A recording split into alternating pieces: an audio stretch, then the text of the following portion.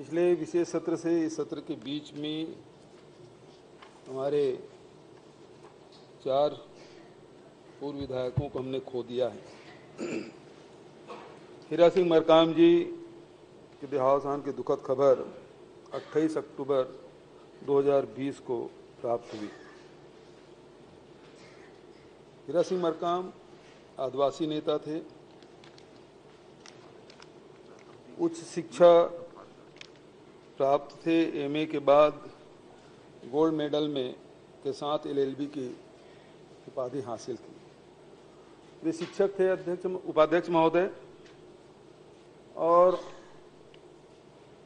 उसके बाद उन्होंने गोंडवाना गणतंत्र पार्टी की स्थापना की और ताउम्र एक शिक्षक के रूप में ही कार्य करते रहे। पहले बच्चों को पढ़ाने का काम करते थे, उसके बाद समाज के उन्नति और उसके विकास के लिए पूरा जीवन उनका समर्पित रहा है।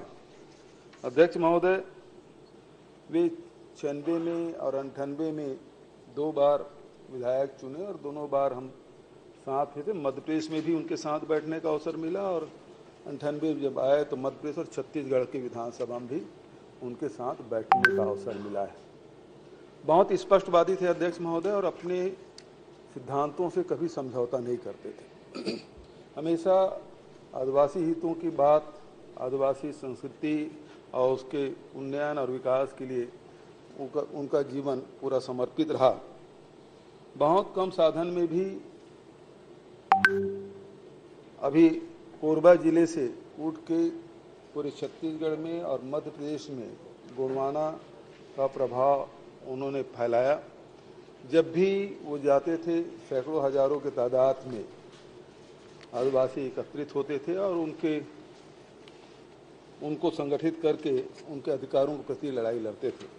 ऐसे निर्भीक, उच्च शिक्षा प्राप्त और अपने सिद्धांतों पर अडिग रहने वाले व्यक्ति के जाने से निश्चित रूप से छत्तीसगढ़ को एक अपूर्णीय क्षति हुई है और मैं ईश्वर से प्रार्थना करता हूं कि उनके परिवार को इस दुख सहने की क्षमता प्रदान करे।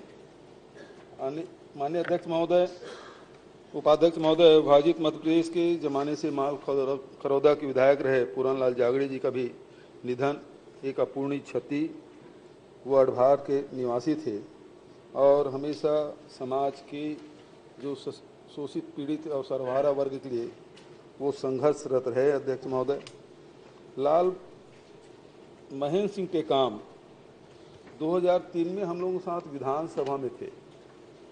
नौजवान विधायक के रूप में विधानसभा में उनका आगमन हुआ अध्यक्ष महोदय, और बहुत ही सहज और सरल, मिलनसार व्यक्तित्व के धनी। राज परिवार से जरूर आते थे उपाध्यक्ष महोदय, लेकिन ऐसा नहीं लगता था कि वो किसी बड़े परिवार से हैं।